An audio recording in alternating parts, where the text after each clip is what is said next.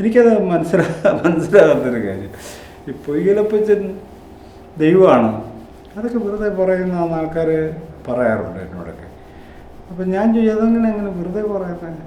ഈ ആയിരക്കണക്കിന് മനുഷ്യരവിടെ വരികയും തൊഴുകയും പ്രാർത്ഥിക്കുകയും ചെയ്യുന്നൊരു ഇടമല്ലേ ഇത്. അപ്പോൾ അവർക്ക് വിശ്വാസമുണ്ട്, അവർ പറയുന്ന അവരുടെ ദൈവമാണെന്ന് പറയുന്നത്. നമ്മളങ്ങനെ സമ്മതിച്ചു കൊടുത്താൽ പോരെ. നമുക്ക് വേണ്ടെങ്കിൽ വേണ്ട, നമ്മൾ തൊഴാൻ പോകണ്ട, സമ്മതിച്ചു കൊടുക്കാമല്ലോ. ഈ ക്രിസ്തു ദൈവമാണെന്ന് ക്രിസ്ത്യാനി അല്ലാതെ വേറെ ആരെങ്കിലും അംഗീകരിക്കുന്നുണ്ടോ? ഇല്ലല്ലോ. അദ്ദേഹം ദൈവമാണ്, അത് ആർക്കും തർക്കമില്ല. ക്രിസ്ത്യാനി അല്ലാത്ത ഒരാളും പള്ളിയിൽ പോയി തൊഴാറില്ല, അതിനും പ്രശ്നമില്ല. പക്ഷെ പൊയ്കലപ്പച്ചൻ ദൈവമല്ലെന്ന് പറയുന്നതിൽ ഇവർക്ക്, ഞാൻ പറഞ്ഞു, ഈ ക്രിസ്തു കാണിച്ച അത്ഭുതങ്ങളെക്കുറിച്ച് പറഞ്ഞു.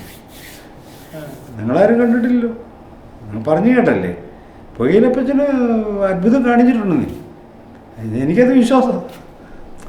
ഇത്തരം സാമാന്യമായ യുക്തി പൊയ്കലപ്പച്ചനിൽ മാത്രം റദ്ദ് ചെയ്യപ്പെടുക, ബാക്കിയുള്ളവർക്കൊന്നും റദ്ദ് ചെയ്യപ്പെടുന്നില്ല. ഇതിനകത്ത് വലിയൊരു കാസ്റ്റ് സംഭവം തന്നെയാണ് അത് വർക്ക് ചെയ്തത്.